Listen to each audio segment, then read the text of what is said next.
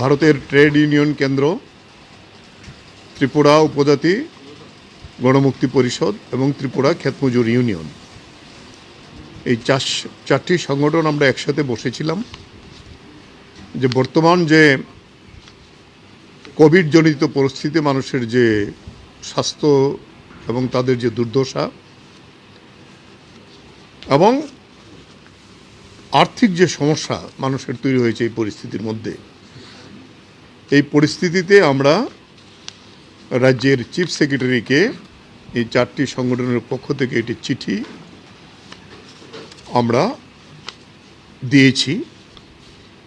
এই চিঠির বিষয়বস্তু সম্পর্কে আপনাদেরকে ওয়াকিবহাল করার জন্য আমাদের আজকে আপনাদের ডেকে আনা। আমরা যেটা প্রথমেই বলতে চাই, আপনারা জানেন যে দিল্লিতেও আমাদের এই সংগঠনগুলো, সারা ভারত কৃষক সভা, centre of trade union, CITU এবং ক্ষেতমজুর ইউনিয়ন যুক্তভাবে তারা সভা করে দেশের প্রধানমন্ত্রীর কাছে এবং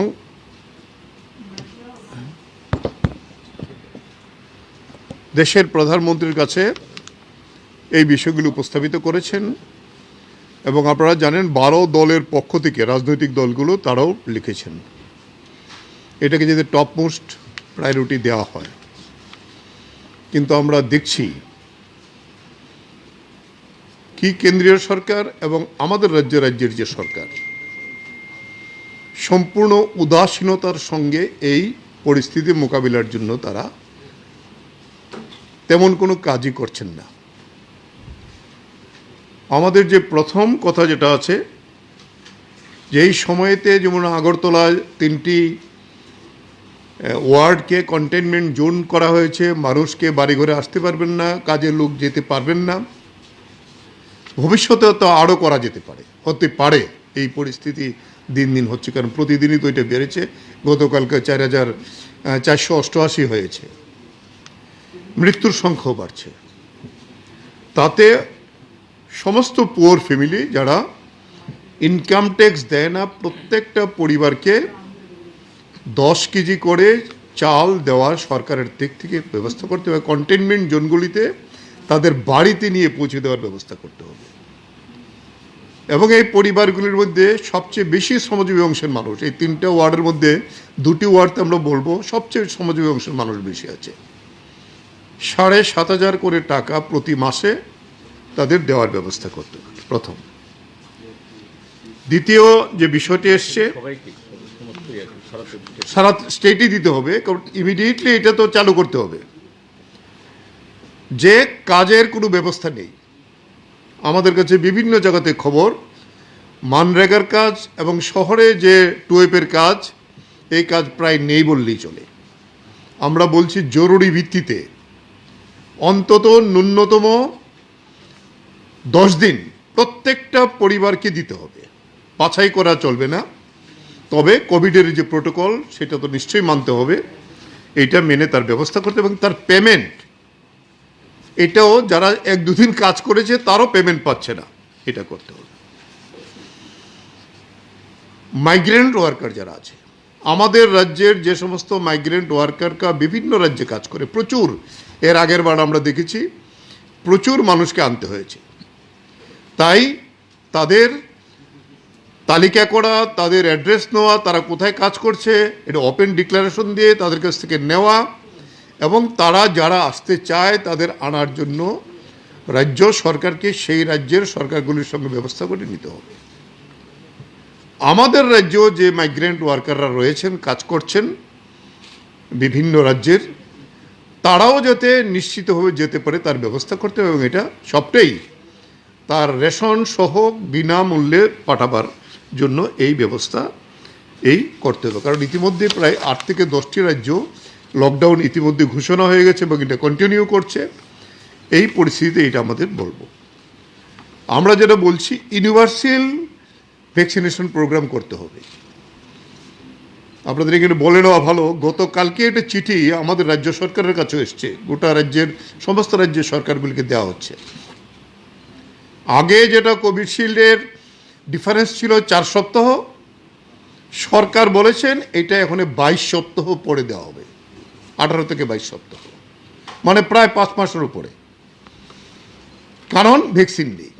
সরকার নিজে স্বীকার করেছেন যে এই চিঠিতে আছে অনলি 3% ভ্যাকসিনেশন এখন পর্যন্ত ভারতবর্ষে হয়েছে। 1 বছর হয়ে গেল এই ঘটনা, ভ্যাকসিন বেরিয়েছে, এটাও বিভিন্ন দেশের যে অবস্থা তাতে অনেক বেশি কভার করেছে। তাই আমরা বলছি এর জন্য কোনো পয়সা কারো কাছ থেকে নেওয়া যাবে না এবং এটা করতে হবে। আমাদের রাজ্যের অবস্থা, যারা লিস্টেড হয়েছেন, যারা এন্ট্রি করেছেন, তারা গিয়ে সেন্টারগুলিতে ভ্যাকসিন পাচ্ছে না। এই বিষয়গুলো সিরিয়াসলি যাতে দেখা হয়। আমরা কোভিড হসপিটাল প্রত্যেকটা জেলা কেন্দ্রে পর্যাপ্ত পরিমাণে বেড সহ করতে হবে। প্রত্যেকটা রিমোট সাব ডিভিশন, জেলা কেন্দ্রেও একটা সাব ডিভিশন থাকে, এটা ছাড়া প্রত্যেক সাব ডিভিশনে সেই ধরনের ফেসিলিটি এবং তার সমস্ত ডাক্তার, নার্স, প্যারামেডিক্যাল স্টাফস, এদের সেই ব্যবস্থা করতে হবে। এবং এই জায়গায় আমরা যেটা বলেছি, সমস্ত doctor, nurse, paramedical staff, health worker, including স্যানিটেশনে যারা যুক্ত আছে, তাদের সবাইকে জরুরি ভিত্তিতে এই টিকাকরণ করতে হবে এবং এই বিষয়টা সিরিয়াসলি যাতে নেওয়া হয়। এবং এটা অলরেডি IMA তারাও এই ডিমান্ডটা উপস্থাপিত করেছেন। কোভিড রিলেটেড যে ট্রিটমেন্ট, এখানে তো গলা কাটার মতো INS হসপিটাল, আমাদের প্রাইভেট হসপিটাল, অন্য অন্য জায়গাতে অবশ্য নেই। আমরা বলছি অনেক রাজ্য সরকার, কেরালা, তামিলনাড়ু, তারা সমস্ত চিকিৎসার ভার, সরকারি হোক বেসরকারি হোক, তারা নিজেরা বহন করছেন। আমাদের রাজ্যের মধ্যেও সরকারকে এটা ব্যবহার করতে হবে এবং আমরা সর্বভারতীয় ক্ষেত্রে এটা বলছি, এই বিষয়টা যাতে করা হয় ফ্রি অফ কস্টের সমস্ত কোভিড রিলেটেড ট্রিটমেন্ট। এই সময়েতে আপনারা জানেন আমাদের জুমের সিজন, উপজাতি এলাকায় জুমের সিজন এবং আউশের সিজন। আমাদের রাজ্যের 3টা মহকুমাতে আউশ হয়, 3টা জেলাতে আউশ হয়, ধলাই, ঊনকোটি এবং উত্তর ত্রিপুরা। এই সমস্ত কৃষকদের বীজ এবং সমস্ত আনুষঙ্গিক যে সেটা ফ্রি অফ কস্ট দেওয়ার ব্যবস্থা করতে হবে। তাতে ADC-কেও যুক্ত করতে হবে যাতে এই বিষয়টা নিশ্চিত করা যায়।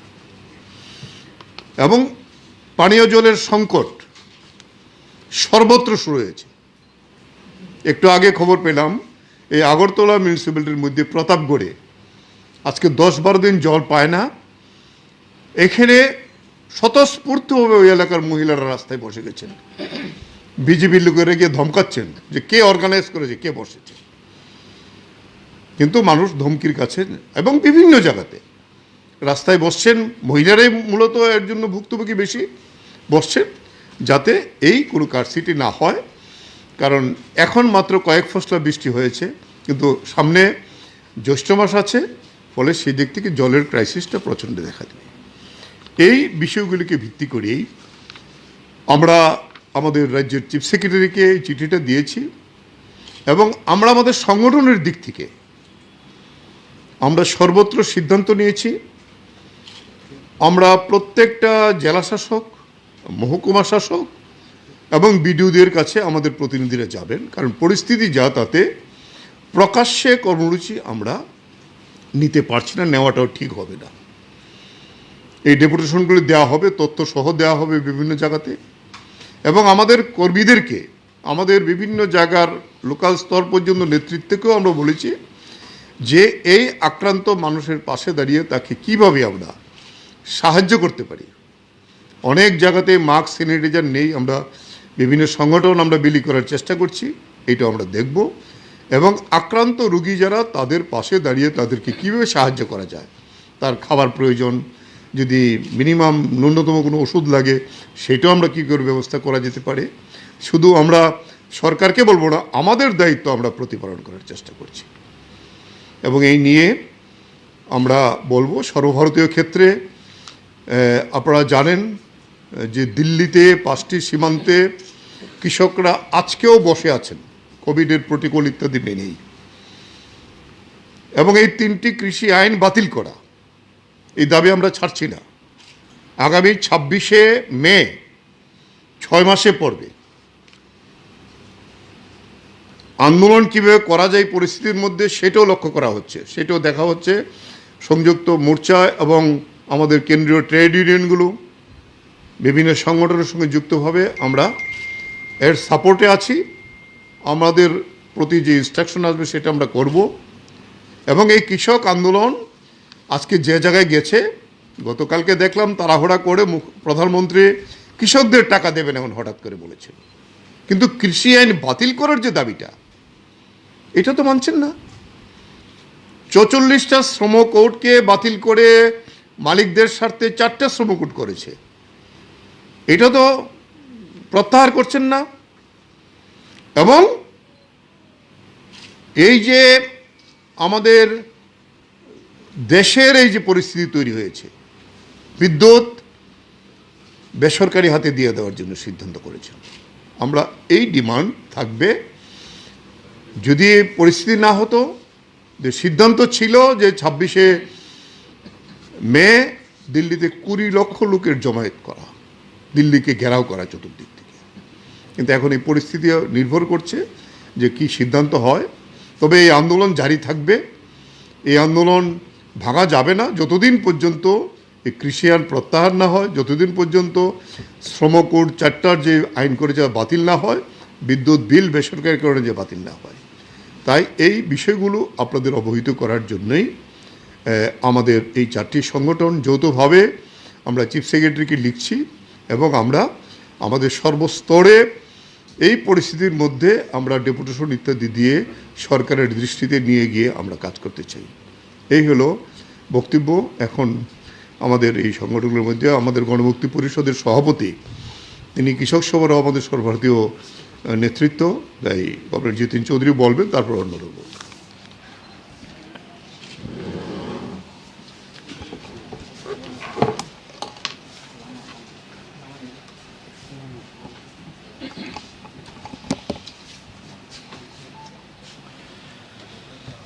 মূল বিষয়টা বলা হয়েছে, আমি এগুলি পুনরাবৃত্তি করছি না, শুধু এটাকে সাপ্লিমেন্ট করার জন্য কয়েকটা কথা বলছি। আমরা মাননীয় সম্মানিত যে মুখ্য সচিব, তার কাছে আমরা চিঠি দিয়েছি। আমরা ডেপুটেশনও চাইতে পারতাম, যেহেতু কোভিড পরিস্থিতি এবং আগরতলা শহর, এটার একটা ভয়ঙ্কর একটা পরিস্থিতি এখানে তৈরি হয়েছে। কাজে এই জায়গায় গিয়ে মুখ্য সচিব, প্রশাসনের কেন্দ্রবিন্দু, নিশ্চয়ই তার দপ্তর ব্যস্ত থাকে, বহু লোকের আনাগোনা, আমরা সেখানে গিয়ে ভিড় করছি না। আমরা ইমেলে এবং বাই পোস্ট আমাদের বক্তব্য আমরা পাঠিয়েছি। এবং এই যে ডিমান্ডগুলো উপস্থিত করতে গিয়ে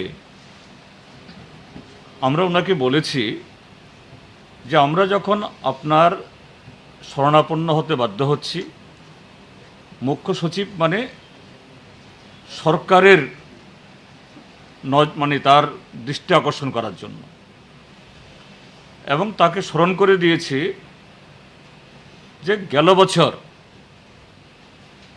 এরকম সময়েতে শুধু ত্রিপুরার জেলা দেশব্যাপী কী ধরনের অচলাবস্থা তৈরি হয়েছিল। হঠাৎ করে যে কোনো বলা নেই, কওয়া নেই, প্রস্তুতি নেই, 4 ঘন্টার নোটিশে যে লকডাউন এদেশের কোটি কোটি মানুষকে বিপদে ফেলেছিল। এবং আমরা ত্রিপুরা রাজ্য যেহেতু একটা দূরবর্তী একটা জায়গায় অবস্থিত, যোগাযোগ বিচ্ছিন্ন, আমাদের অবস্থা আরও করুণ হয়েছিল। তো আমরা আমাদের দাবিগুলো তোলার আগে ওটা আমরা মনে করিয়েছি।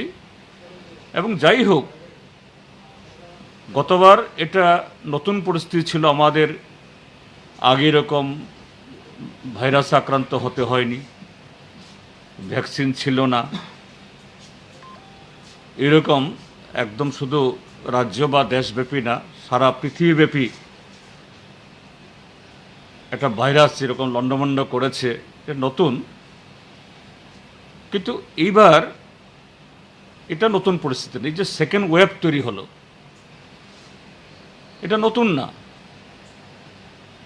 আমরা প্রথম ওয়েভ যখন শুরু হয়েছিল, সেই জন্য এটাকে মোকাবেলা করার জন্য মানুষ না চাইলেও বা এটা ঠিক সেরকম প্রয়োজন না হলেও লকডাউন এটাতে করা দরকার ছিল। এটা একটু অন্যভাবে করতে পারত, হয়েছে। এবং কেন লকডাউন? যাতে রোগ না ছড়ায়, সরকার যাতে সময় পায় তার প্রস্তুতির জন্য। এই যে খাওয়া দাওয়া, ওষুধপত্র থেকে সব কিছু। তাহলে এই এক বছরের মধ্যে তো ভারত সরকার এবং রাজ্য সরকার তারা এখন অভিজ্ঞ, এবং এই সময়তে আমাদের যাবতীয় প্রস্তুতি থাকার কথা। কিন্তু দুর্ভাগ্যের যে সেকেন্ড ওয়েভ প্রথম ওয়েভের চাইতে আরও ভয়ঙ্করভাবে, আরও মারাত্মকভাবে এটা শুরু হয়েছে। এখন সারা পৃথিবীতে আক্রান্ত মানুষের তালিকায় আমরা ভারতবর্ষ দ্বিতীয়, এবং আর অল্প কদিনের মধ্যেই আমাদের আশঙ্কা আমেরিকাকে ছাড়িয়ে যাবে। আর মৃত্যুর তালিকাতেও আমরা এখন আমেরিকা এবং ব্রাজিলের পরে আমরা আছি। এটাও যে জায়গায় এগিয়ে যাচ্ছে, ব্রাজিলকে হয়তো আমরা ছাড়িয়ে যাব এবং আমেরিকাকে ধরে ফেলবো। এটা না হোক আমরা চাই, কিন্তু প্রতিদিনের যে মৃত্যুর খবর, যে আমরা না চাইলেও এদিকে নিয়ে যাচ্ছে। কাজে সেদিক থেকে আমরা চিফ সেক্রেটারি মহোদয়কে স্মরণ করিয়েছি যে আমরা যদি আগাম প্রিপারেশন নিতে পারি, লজিস্টিক সমস্ত প্রিপারেশন যদি আমাদের হয়, কেন্দ্রীয় সরকারকেও যদি আমরা অ্যালার্ট করতে পারি এবং আগে থেকেই আমরা যদি সেগুলো কেন্দ্রীয় সরকারকে সরবরাহ করার জন্য দাবি তুলতে পারি, তারাও যদি কথা শুনেন এবং রাজ্যের মধ্যেও যদি সরকার ঠিক সেরকম মানসিকতায় যদি এগিয়ে যান, দুঃখজনক হলেও কিছু লোককে আমাদের হারাতে হবে এবং আক্রান্ত হতে হবে, কিন্তু তার সংখ্যাটা এটা অনেক কম থাকবে। এই জন্যই 9 দফা দাবি আমরা করেছি। জুমিয়ার প্রশ্ন এটাও, কারণ মানুষের যদি ইমিউন থাকে, শরীরে যদি খাদ্য থাকে, তাহলেই সে কাজ করতে পারবে, তাহলে সে রোগ প্রতিরোধও করতে পারবে। এই জন্যই আমাদের 8 নম্বর দাবিটা আমরা করেছি। এবং এই জায়গাতে পবিত্রদা মিস করেছেন, একটা দাবি আমাদের আছে যে আমাদের সরকারের প্রত্যেক দপ্তরেই বহু শূন্যপদ আছে। ঠিক আছে, আমরা পিডব্লিউডি বা ওই পুলিশ, এদের কালকেই ভ্যাকান্সিগুলো পূরণ করতে হবে আমরা বলছি না, কারণ এটা জরুরি হলেও সেরকম জরুরি না। কিন্তু আজকে হেলথ হাসপাতালগুলোতে পর্যাপ্ত সংখ্যক ডাক্তার নাই, নার্স নাই, প্যারামেডিক নাই, তাছাড়া আরও অনেক এই স্বাস্থ্যের কাজ করতে গেলে আরও নানা পদ আছে নাই, সাফাই কর্মী নাই। এগুলো কেন পূরণ করা হবে না? আর এই মুহূর্তে মানুষ যখন মারা যাচ্ছে, মুমূর্ষু রোগী কাতরাচ্ছে, তখন আমরা এই নতুন পদ সৃষ্টি না করতে পারলেও শূন্য পদ পূরণ করব না, এটা তো ওই যে নিরুর যখন নগর পড়ছে তখন বেহালা বাজানোর মতো অবস্থা। এবং আমরা কিছু কিছু মন্ত্রীর তাদের আদব কায়দা চলাফেরার মধ্যে আমরা তাই দেখি। কাজেই এটা সারা রাজ্যের মানুষেরও এটা দাবি, তারা চাইছে। আমরা চাইছি যে দ্রুততার সাথে এই শূন্য পদগুলো পূরণ করা হোক, এবং শুধু জেলা সদর না, কিছু কিছু এরকম দূরবর্তী মহকুমা যেমন কাঞ্চনপুর, লংথরাইবেলি, গন্ডাছড়া, করবুক, এরকম মহকুমাগুলোতেও সেখানে এই কোভিড সেন্টার খোলা হোক এবং সেখানে পর্যাপ্ত স্বাস্থ্যকর্মী অর্থাৎ ডাক্তার, নার্স, অন্যান্য, তার সাথে অক্সিজেন এবং আরও যা যা দরকার ওষুধপত্র এগুলো যেন মজুদ থাকে, এগুলি করা হোক। তো এর সাথে আমি আরেকটা যুক্ত করতে চাই, এটা ঠিক কোভিড প্রশ্নে না, কিন্তু বিষয়টা এটার সাথে মানে আনরিলেটেড তাও না।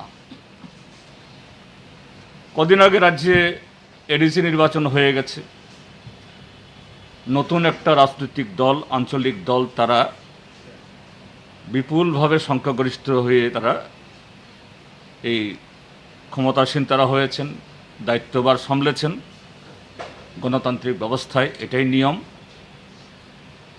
কিন্তু এডিসি এলাকাতে প্রায় প্রতিটি ভিলেজে একটা নতুন ধরনের একটা উপদ্রব শুরু হয়েছে।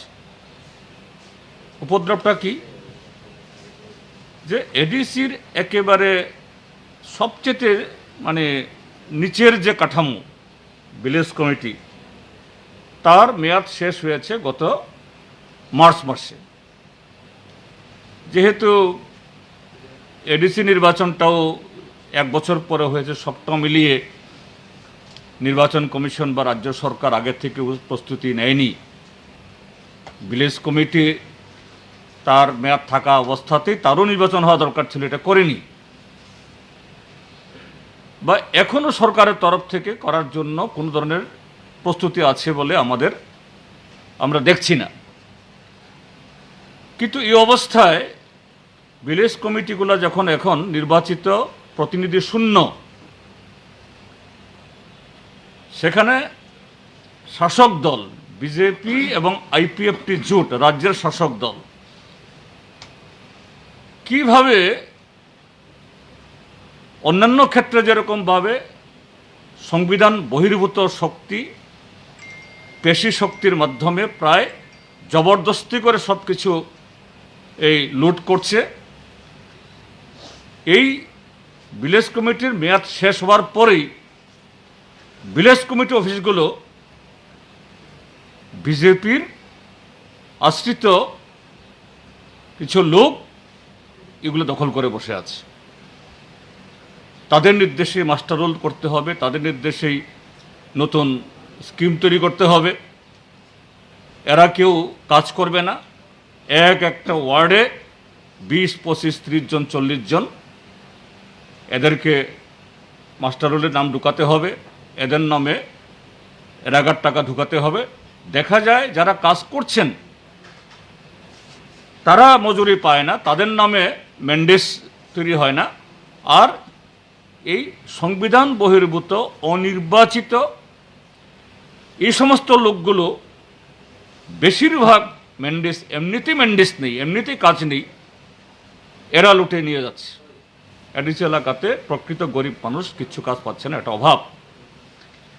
এখন ত্রিপুরা মথা যখন এই খুমুলুং দখল করলো, স্বাভাবিক এরা চাইবে ভিলেজে কর্তৃত্ব করার জন্য, যেহেতু নির্বাচিত নেই, এই কমিটি নেই, নির্বাচিত ভিলেজ কমিটি নেই।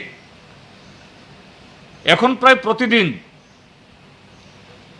ভিলেজে ভিলেজে ত্রিপুরা মথা আর বিজেপি আইপিএফটির এই ঠেঙ্গারি বাহিনীর যুদ্ধ। সেদিন সাবরুমের বাগমারা, চালতা বনকুল এরকম বেশ কয়েকটা জায়গাতে হয়েছে। পরদিনেই আবার সাবরুম মহকুমার সাতচান ব্লকে হয়েছে, এই উত্তরে হচ্ছে, খোয়াইয়ে হচ্ছে। আমাদের আপিল থাকবে 4টা সংগঠনের তরফ থেকে। প্রথমত, এই 2টা প্রশাসনের কাছেই, রাজ্য সরকারের কাছেও, আর এডিসির যে এখন যারা আছেন শাসনে তাদের কাছেও, এগুলি বন্ধ হোক। ভিলেজ কমিটিতে যে টাকা যায় এটা তো সরকারের টাকা, জনগণের টাকা। নির্বাচিত কমিটির অনুপস্থিতিতে সেখানে ভিলেজ সেক্রেটারি আছে, জিআরএস আছে। যতদিন না নির্বাচিত কমিটি আসবে তারা কাজ করবে, কিন্তু ভিলেজ কমিটির দখলের নামে যেরকম একটা রক্তাক্ত সংঘর্ষ হচ্ছে, এটা উভয় দলের তরফ থেকেই এটাকে প্রশমিত করার জন্য, ভিলেজে শান্তি স্থাপনের জন্য এবং আইনের শাসন প্রতিষ্ঠার জন্য এই উদ্যোগ গ্রহণ করা দরকার। এই দুটি দলের কোনোটাই যে আইনকে তারা অনুসরণ করছেন না, গায়ের জোরে প্রায় সরকারি অর্থ লুট করার একটা প্রতিযোগিতা শুরু হয়েছে। এবং এই ক্ষেত্রেতে বিজেপি আইপিএফটি তারা রাজ্য সরকার তাদের তরফ থেকেই এই উদ্যোগটা গ্রহণ করা দরকার এবং এডিসি গ্রহণ করা দরকার। আমি এই কয়েকটা বিষয় এখানে যোগ করলাম।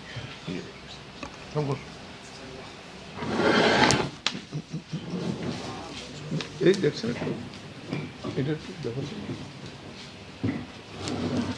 আয়না কিছু দেখছেন একটু, ও যাইতো না, এটা ঠিক আছে। এটা দেখ।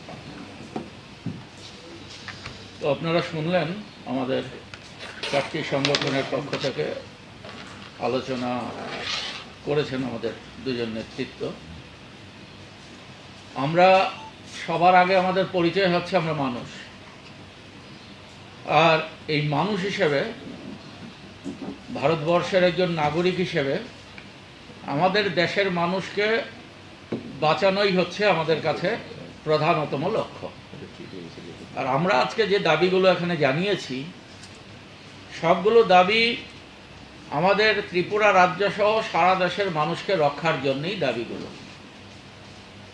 আমরা গত বছরও দেখেছি সারা দেশে যেমন শ্রমজীবী অংশের মানুষের উপর বিশাল আঘাত নেমে এসেছিল, ভারতবর্ষে সরকারি হিসেব অনুযায়ী বলা হচ্ছে যে 10 কোটির উপর মাইগ্রেন্ট ওয়ার্কার আছেন, যারা এক রাজ্য থেকে অন্য রাজ্যে গিয়ে কাজ করেন অথবা নিজের বাসস্থান এলাকা থেকে অন্য এলাকায় গিয়ে কাজ করেন। এই 10 কোটি মাইগ্রেন্ট ওয়ার্কারের মধ্যে গত বছর আমরা দেখেছি যে কোটি কোটি মাইগ্রেন্ট ওয়ার্কাররা তারা কাজ না পেয়ে, খাওয়ার জায়গার ব্যবস্থা না থাকার জন্যে, বাসস্থানের জায়গা না থাকার জন্যে তারা এক এলাকা থেকে আরেক এলাকায়, সমস্ত যানবাহন বন্ধ থাকার ফলে কেউ পায়ে হেঁটে, কেউ সাইকেলে করে, যে যেরকমভাবে পারেন সেভাবে যেতে বাধ্য হয়েছেন। এবং তাতে অসংখ্য মাইগ্রেন্ট ওয়ার্কার রাস্তায়, আপনারা দেখেছেন, কেউ রেল লাইনের নিচে খণ্ড বিখণ্ডিত দেহ তার পড়ে ছিল, রেল চলে গেছে, কেউ হয়তো সেখানে গাড়ির নিচে পড়েছেন, কেউ হয়তো সাইকেলে যেতে সেখানে আক্রান্ত হয়েছেন, আহত হয়েছেন বিভিন্নভাবে। তো এই অবস্থায় তাদের না ছিল খাবারের ব্যবস্থা, না ছিল থাকার ব্যবস্থা। পরবর্তী সময়ে সরকার যে ব্যবস্থা গ্রহণ করে তাতে ছিটে ফুটা ব্যবস্থা করা হয়, কিন্তু সমস্ত অংশের শ্রমিকদের জন্যে প্রধানমন্ত্রী ঘোষণা করেছিলেন যেদিন তিনি লকডাউন ঘোষণা করেন যে মালিকরা যাতে সমস্ত অংশের শ্রমিকদের এই লকডাউনকালীন সময়ে মজুরির ব্যবস্থা করে। কিন্তু আমরা দেখেছি যে 20% শ্রমিকের জন্য ব্যবস্থা হয়নি সারা দেশে। তাহলে এই অবস্থার মধ্যে আজকে সারা দেশে পুরোপুরি লকডাউন ঘোষণা না হলে পরও ভারতবর্ষের একটা ভালো সংখ্যক রাজ্যে লকডাউন চলছে। দক্ষিণ ভারতে আপনার কেরালায়, তামিলনাড়ুতে, অন্ধ্রপ্রদেশে, কর্ণাটকে একটা ভালো এলাকায়, সেখানে সারা রাজ্যে কোথাও কোথাও একটা ভালো এলাকায় লকডাউন চলছে। উত্তর ভারতে রাজস্থান, উত্তরপ্রদেশ, দিল্লি, এই সমস্ত রাজ্যে চলছে। আমাদের পার্শ্ববর্তী আসামে লকডাউন চলছে। আমাদের পার্শ্ববর্তী যে নাগাল্যান্ড আছে, উত্তর পূর্বাঞ্চলের মধ্যে নাগাল্যান্ড, অরুণাচল প্রদেশ, সেই সমস্ত রাজ্যে 7 দিনের জন্য লকডাউন সেখানে ঘোষণা করা হয়েছে। তাহলে এরকম পরিস্থিতিতে শ্রমিকরা পুরোপুরি সারা দেশ লকডাউন না হলে পরও শ্রমিকরা বিভিন্নভাবেই কাজ থেকে তারা সেখানে তাদেরকে মালিকরা কাছ থেকে সরিয়ে দিচ্ছে। এই অবস্থায় দাঁড়িয়ে আমরা যেটা বলছি যে আমাদের ত্রিপুরা রাজ্যের সরকার, বিগত দিনও আমরা দেখেছি ওই ছিটে ফোটা ব্যবস্থা করেছে, সবার জন্য ব্যবস্থা করেনি। তার জন্য আবারও আমরা জোর দিয়ে কথাটা বলছি যে শ্রমিকরা যারা কাজ হারা হয়েছেন তাদের কাজের ব্যবস্থা করার জন্য এই যে আমরা র্যাগার কথা বলেছি, 2F-এর কথা বলেছি, এটা অন্ততপক্ষে কম করেও মাসে 10 দিনের ব্যবস্থা করা, যেখানে তারা আগে কাজ করতেন সেখানে যাতে মালিকরা তাদের মজুরির ব্যবস্থা করে, এটাকে আইনগতভাবে তাদেরকে সেখানে সরকার যাতে বাধ্য করে এটাকে নিশ্চিত করা, এবং এই শ্রমিকরা যাতে তারা কোনোভাবেই না খেতে পেয়ে সেখানে মৃত্যুর মুখে তারা পতিত না হন, সেই বিষয়টা দেখার প্রয়োজনীয়তা সেখানে আছে। আমরা আজকে লক্ষ্য করছি যে আমাদের সরকার এই বিষয়টার প্রতি যতটা নজর দেওয়া দরকার, এই সময়ের মধ্যে, এই করোনাকালীন সময়ে আমাদের দেশের সরকার ৬৮,০০০ কোটি টাকা ছাড় দিয়ে দিয়েছে। কাদের ছাড় দিয়েছে? আমাদের দেশের কর্পোরেট হাউসের মালিক। এটা শুধুমাত্র করোনাকালীন সময়ে ৬৮,০০০ কোটি টাকা ছাড় দিয়ে দিয়েছে। অন্যদিকে আমরা লক্ষ্য করছি যে দেশের সরকার এই গত বছরের যে আমাদের যে বাজেট, গত বছর বলতে ২১-২২ সালের যে বাজেট, এই ২১-২২ সালের বাজেটে আমরা লক্ষ্য করছি যে স্বাস্থ্য খাতে গত বছর যে বরাদ্দ ছিল সেই বরাদ্দ থেকে স্বাস্থ্য খাতে বরাদ্দটা কমিয়ে দিয়েছেন, এবং ৩৫,০০০ কোটি টাকা তারা বলেছিলেন ভ্যাকসিনের জন্য রেখেছেন, কিন্তু এখন পর্যন্ত আমরা দেখছি মাত্র ৫,০০০ কোটি টাকা তারা ভ্যাকসিনের জন্য খরচ করেছেন। তো বাকি ৩০,০০০ কোটি টাকা কোথায় গেল? আজকে সারা দেশে ভ্যাকসিনের জন্য হাহাকার, এবং বিজ্ঞানীরা বলছেন যে না, ভ্যাকসিন যদি 2টো দেওয়া হয় তাহলে পরে 2টো ডোজ যদি আমরা প্রয়োগ করতে পারি তাহলে মানুষ করোনায় আক্রান্ত হলেও মারাত্মকভাবে তারা সেখানে বিপদের সম্মুখীন হবেন না। এই যে কথাগুলো আজকে আসছে, আমাদের দেশের সরকার এ সম্পর্কে আগেও ভূমিকা পালন করেনি, এখনও সেখানে ভূমিকা না পালন করার ফলে আমরা দেখছি নদী দিয়ে যমুনায়, গঙ্গায় লাশ বয়ে যাচ্ছে। বিশেষ করে বিজেপি শাসিত যে রাজ্যগুলো আছে, উত্তরপ্রদেশ, বিহার, মধ্যপ্রদেশ, সেই সমস্ত রাজ্যে আজকে নদীতে লাশ ভাসছে। অত্যন্ত খারাপ অবস্থা সারা দেশের। আমাদের ত্রিপুরা রাজ্য আজকে দিনের পর দিন এটা বাড়ছে। আমরা তার জন্যই আজকে মুখ্য সচিবকে এ সম্পর্কে সতর্ক করেছি। আমরা মুখ্য সচিবের কাছে এই মুহূর্তে আমাদের ত্রিপুরা রাজ্যের মানুষের যে আকাঙ্ক্ষা, যে আগ্রহ, যে প্রয়োজনীয়তা, সেই বিষয়গুলো আজকে মুখ্য সচিবের কাছে আমরা তুলে ধরেছি, যাতে ত্রিপুরা তো নদীতে লাশ না ভাসে এটাকে সুনিশ্চিত করার জন্যই যাতে ত্রিপুরা সরকার ব্যবস্থা গ্রহণ করে, সেটাই ছিল আমাদের আজকের দিনে মুখ্য দাবি।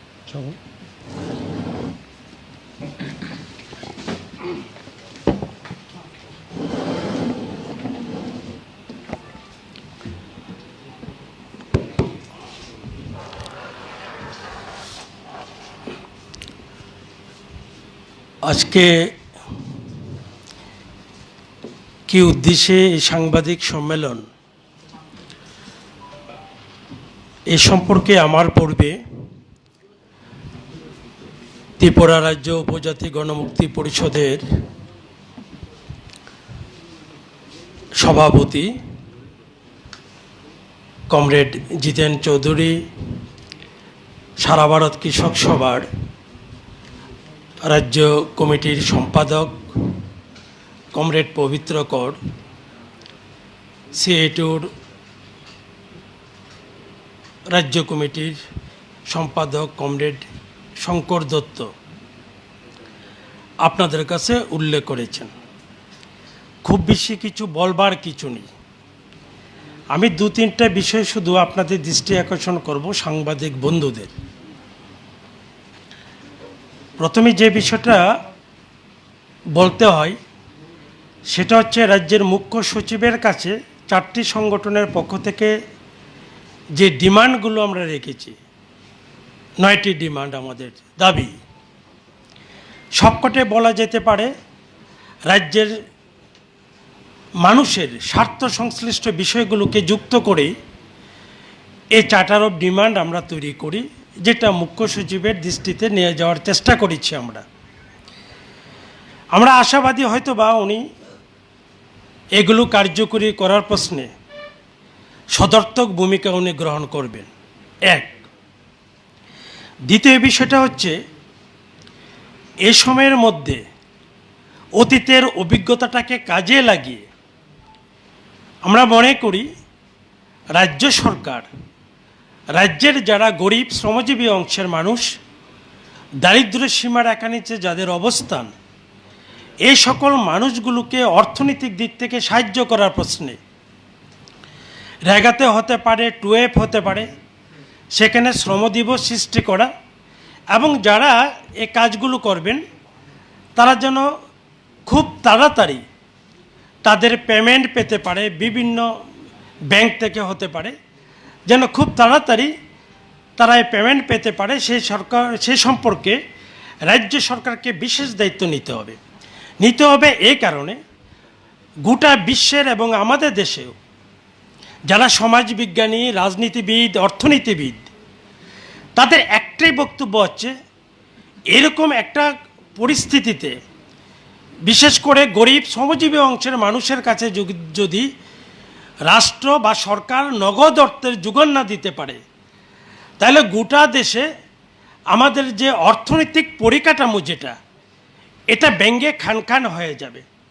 অর্থাৎ মানুষের কাছে যদি অর্থ না থাকে, বাজার যদি চালু না রাখা যায়, তাহলে অর্থনৈতিক দিক থেকে গোটা দেশে একটা বিপর্যয় নেমে আসবে।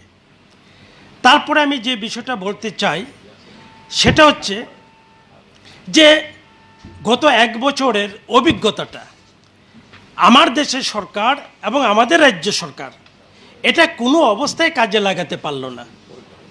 তাদের অপরিণামদর্শী পরিকল্পনার জন্যে আজকে গোটা দেশে এই অবস্থাটা তৈরি হয়েছে।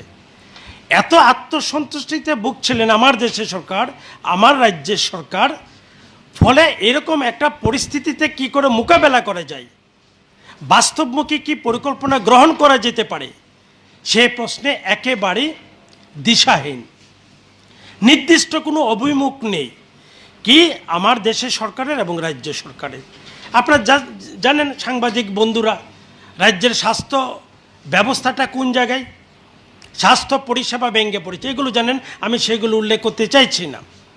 কিন্তু এই অবস্থায় যেটা আমাদেরকে করতে হবে সেটা হচ্ছে এই পরিস্থিতিটাকে মোকাবেলা করবার জন্যে রাজ্য সরকার এবং আমাদের দেশের সরকার চিকিৎসা বিজ্ঞানের সঙ্গে যারা যুক্ত রয়েছেন তাদের পরামর্শ শুনতে হবে। শুধু দিয়ে জ্বালাও, থালা গটি বাটি বাজাও, কাঁসর ঘণ্টা বাজাও, এই দিয়ে এই করোনাকে মোকাবেলা করা যাবে না। দ্বিতীয় ঢেউ নাজেহাল অবস্থায় গোটা দেশে অপেক্ষা করছে, আবার থার্ড ওয়েভ। সুতরাং এখন থেকে যদি আমার দেশের সরকার সেভাবে সঠিক পরিকল্পনা নিয়ে অগ্রসর না হয়, তাহলে পরে কয়েক লক্ষ না কয়েক কোটি মানুষের সেখানে প্রাণ চলে যাবে। সুতরাং এই দুটো সরকারের, কি রাজ্য এবং কেন্দ্রীয় সরকারের, তাদের অপদার্থতা, অবিবেচক ভূমিকা, অপরিণামদর্শী পরিকল্পনার জন্যে আজকে গোটা দেশে অবস্থাটা তৈরি হয়েছে। সর্বশেষ আমি যেটা বলতে চাই সেটা হচ্ছে দেশের শ্রমশক্তির 93 থেকে 94 ভাগ হচ্ছে অসংগঠিত শ্রমিক। আজকে তাদের অবস্থাটা কোথায়? সরকারের কোনো ভূমিকা আছে?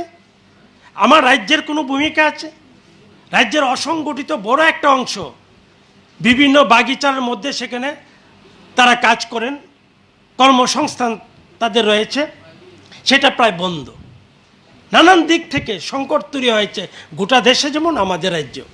সেই দিক থেকে আমি যেটা বলতে চাই, আমার অন্যান্য নেতৃত্বরা বলেছেন আপনাদের কাছে। সুতরাং রাজ্য সরকারকেও অতীতে যা ভুল করেছেন আমরা মনে করি এই ভুলটা থেকে শিক্ষা গ্রহণ করে মানুষের স্বার্থ সংশ্লিষ্ট বিষয়গুলো নিয়ে কার্যকরী পদক্ষেপ ভূমিকা গ্রহণ করবেন। এটা হচ্ছে আমাদের দিক থেকে আপনাদের কাছে বলার বিষয়। আছে কি কারো কিছু? একটা কোশ্চেন, সার্বিক যা পরিস্থিতি আগরতলা শহর সহ সমস্ত ত্রিপুরা রাজ্যের অন্যান্য ডিস্ট্রিক্টের ছেড়েও ওয়েস্ট ডিস্ট্রিক্টের অবস্থাটা করুণ থেকে করুণতর, আপনারা কি লকডাউন ডিমান্ড করছেন কি? আমরা এটা এইভাবে করতে চাই না, কারণ এটা সরকার বিবেচনা করে দেখবেন। তবে আমরা যেটা বলি যে র্যান্ডাম প্রত্যেকটা আক্রান্ত মানুষ শুধু না, আরও পরীক্ষা যাতে বাড়ানো হয় এবং সেখানে এই বাজারগুলিতে কি করে নিয়ন্ত্রণ করা যায় তার জন্য ব্যবস্থা করব। সরকার শুধু তো খালি ফাইন করছে, এবং আমরা দেখলাম বিভিন্ন বিভিন্ন মিডিয়া চ্যানেলের মধ্যে যেখানে কন্টেনমেন্ট জোন করেছে সেখানে তো ঢিলেঢালা অবস্থা, ফলে সেই জায়গায় দাঁড়িয়ে, কারণ পুরো লকডাউন হলে মানে কি মানুষের দুর্ভোগ আরও বেড়ে যাবে, কিন্তু প্রশাসনিক যে ব্যবস্থার ভিতর দিয়ে তাদেরকে নিয়ন্ত্রণ যাতে করা যায়, এবং আমরাও আমাদের কর্মীদের বলেছি বিভিন্ন জায়গাতে এটাকে নিয়ন্ত্রণ, মানুষকে সচেতন করা, এই কাজটার উপর গুরুত্ব দিতে চাই।